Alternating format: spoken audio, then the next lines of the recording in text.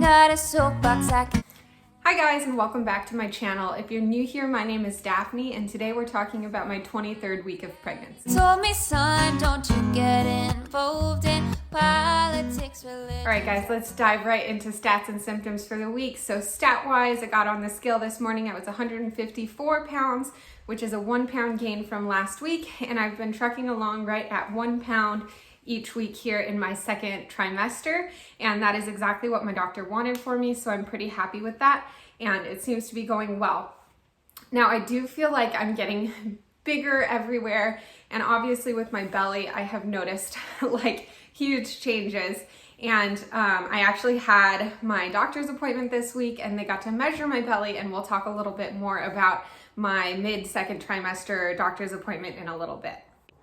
For symptoms this week, I noticed that my attitude and my, what would you call it? Just my disposition this week have been particularly bad. And that was partially a function of the fact that I went into my OB appointment this week with some questions that I should have known the answers to, but it really kind of disappointed me. And I've been in kind of like a bad headspace about labor and delivery, and just like thinking about, I've just been feeling kind of bad for myself, I guess, this week, and I've had kind of just negative thoughts and stuff. So my focus these last few days has been really turning that around and trying to be positive and having positive thinking. So that's what I'm working on for the week. Another symptom that's carried on from last week and the week before is having to pee all the time, and that's just gonna be like a permanent symptom, I guess, and it is probably like every 30 minutes or so, and I'm still trying to drink like as much as I would have before, but yeah, it's been a lot. Another symptom that I'm noticing this week, and it's particularly horrible today and the last few days, is that I'm hot. And when you're pregnant in the middle of the summer, like that's just something that you deal with. But like today it's 94 degrees and our air conditioning went out 2 days ago, and it's a holiday weekend, it's 4th of July weekend, so we can't even get anyone in here until Tuesday probably to get the air fixed. So our bedrooms have been like 85 degrees at night, and the whole house has just been sitting in the 80s, and I'm hot and I'm sweating, and like you'll notice I didn't even do anything with my hair because I'm not going to use like heated tools on my hair, and I'm like not even doing laundry, like anything that's going to warm me or this house up anymore, I'm not doing it. So yeah, I'm just hot. I feel like I'm sweating. I feel ginormous and just disgusting, and it's not cute. But luckily we will be getting someone to fix the air as soon as we can, and I'm going on vacation camping. We're leaving this upcoming weekend, and by we I mean me and my kids, because my husband is not coming. He decided that he's going to stay home this year from camping because he has to take the California bar exam, and that's coming up in like a few weeks, so he's going to stay home and just study, which I totally understand and support, and I want him to do that. But I am feeling a little overwhelmed with packing up my 2-year-old and 3-year-old and taking them camping. And obviously I'm not gonna be by myself. It's like my annual family camping trip. So like their grandma's gonna be there, and like my siblings and all of this stuff. So I'm not gonna be alone. But when you're the only parent who's like taking care of your kids or whatever, I mean, it kind of is on you. Like I would never expect other family members to take care of my kids in any way. So yeah, I don't know. It's gonna be a lot, and I'm sure it'll be fine. And then in a couple of weeks, Pete's gonna be flying out to California, obviously to take the bar exam. So I'm gonna have the girls here alone that week as well. So I'm feeling a little overwhelmed. I'm feeling tired, and I know that I have a few weeks upcoming of, you know, taking care of our girls by myself and taking care of myself and this baby. And it's just, I'm feeling tired and overwhelmed and hot and stressed out. But I am trying really hard to keep a positive attitude. So there's that. Okay, so let's talk a little bit about the doctor's appointment this week. So I went in and she weighed me and she was good with that, took my blood pressure. It was a little high. So that was like one of the first things that freaked me out is that my blood pressure was a little bit high. And the thing is, like, whenever I go to the doctor, my blood pressure is a little higher than normal. And this time it was like 130/85-ish, which is, you know, high. But at home it's been reading like 105/70, and I brought my cuff in and we tested it and it's working fine. So I just, like, I guess I just get stressed out by the doctor, which is not surprising, and it makes my blood pressure go up, but I don't know. So we're looking for signs of pre-eclampsia, and she said she wasn't concerned about that blood pressure. She said it's fine, it's looking okay. And then she measured my belly. She had me lay down, and if you don't know yet, if you're not in your second trimester, they start measuring. They take a little measuring tape, and they start at your pubic bone. So they kind of push down a little bit to get to your pubic bone, and then they measure up around your belly, and they feel for where your uterus stops. That's called your fundus. And so they measure from your pubic bone to your fundus. And if you are 23 weeks pregnant, the measurement should be about 23 centimeters from pubic bone to fundus, and it'll keep going that way. You should gain about a centimeter every week in that measurement.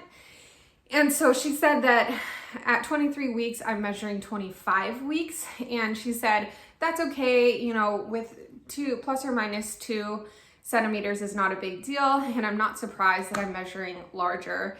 I was measuring bigger with both of my daughters, and they found out last time that I had a little bit of extra fluid, and my placenta was, you know, in the 90th percentile for size. So it's just, it's not that the baby necessarily is super big. She was measuring like right on track.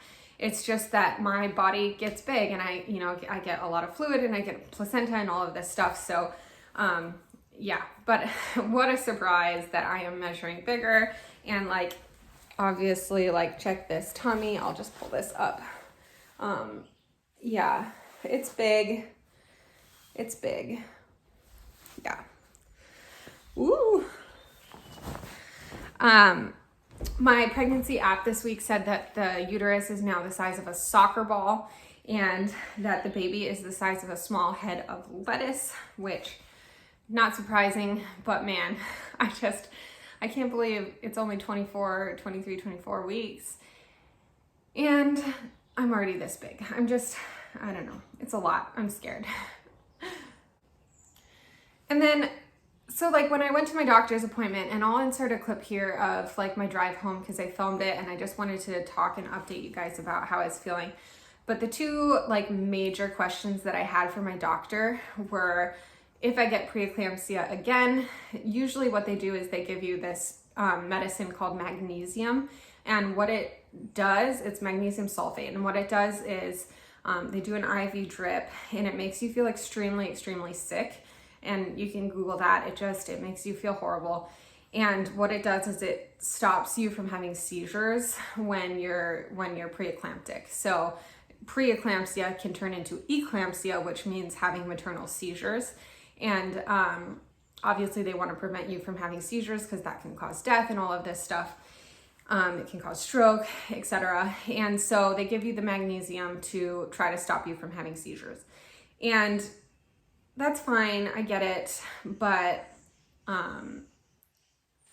the percentage of people who go from having preeclampsia to eclampsia is pretty small. And for me, I don't know if I want to have another birth where I have magnesium and I'm trying to labor and deliver vaginally, just because it makes you feel so sick. Like, that sounds really entitled. And I just wish that people would understand like how significantly horrible it makes you feel. So I don't know, I'm kind of toying around with the idea of just electing to have a C-section this time. I don't know. I probably am not going to do that because last birth I had a postpartum hemorrhage, and I lost 2.5 liters of blood within a matter of minutes. And, you know, I had to go into the OR and all of this stuff. And when you have a C-section, your risk for having a hemorrhage goes up instead of going down. So basically what I need to do is balance having pre-eclampsia with having a risk of, a high risk of postpartum hemorrhage, and, do what's best for keeping me alive and what's best for baby. So just with all of these complications that I have had in my past, it's hard because basically we're stuck with, I need to have a vaginal birth if that's possible. And I have to accept that, likely it's going to be an induction with Pitocin, and likely I'm going to have magnesium at the same time that I'm laboring and delivering. And that is just really hard for me to come to terms with because it's such a negative experience and it's so horrible. And I know that labor and delivery, it's not like this beautiful, like magical, happy, amazing thing, but I feel like a lot of people do get positive birth experiences, and I'm trying to mentally prepare myself that may not be the way that it goes for me, and that's okay. As long as we come out of the hospital with a happy, healthy baby and with me being alive and not permanently brain damaged, that's, the goal. So, yeah. So that one of my questions was, can we do like a full course of magnesium to stop, I think it like loosens your, muscles or something. And then, sorry, I'm like, people are texting me on my watch. It's yeah. So anyway, it like smooths out your muscle tone, and it makes you, it makes you basically unable to use a lot of your muscles, and which makes pushing really hard. But anyway, stops seizures. And what I was wondering, my question for my doctor was, can I do the full course of magnesium? It's usually a 24-hour IV drip, and then start the induction, or at least, start the induction such that I'm almost done with the mag and we can turn it off. Because usually once you turn it off, it's not too terribly long until you regain your ability to stand and function and stuff. So I was wondering if we could do the mag, prevent the seizures, and then do the induction. But she said, no, it has to be concurrent, which was, it just really made me sad because I don't want to go through that again. And it made me feel really defeated.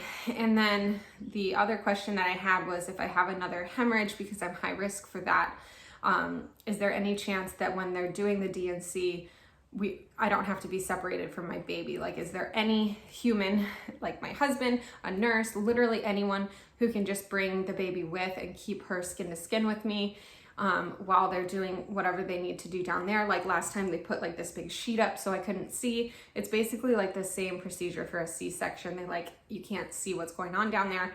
And I was just wondering if I had to be separated from the baby, or if we could keep us together, because I really, I found that really traumatic, being separated from my newborn. And like they gave her a bottle and stuff when I was in the OR, and I really didn't want to do that. And, we didn't get a very positive start to breastfeeding, and it was just a lot.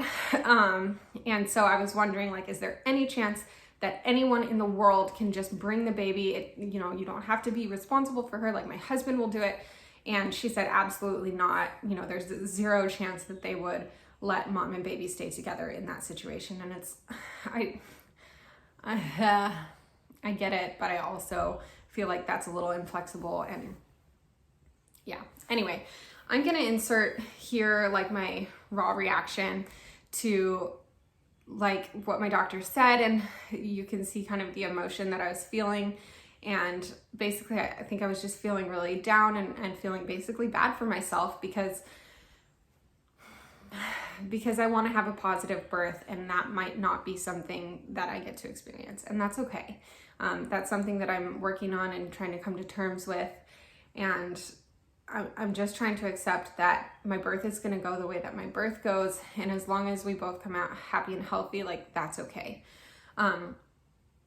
So anyway, here I'll insert here the clip of me coming out of the doctor's office. I was driving home.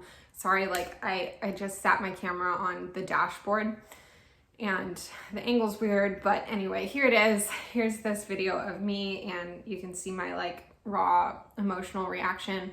And this is just how I was feeling. Okay, so quick update after my appointment.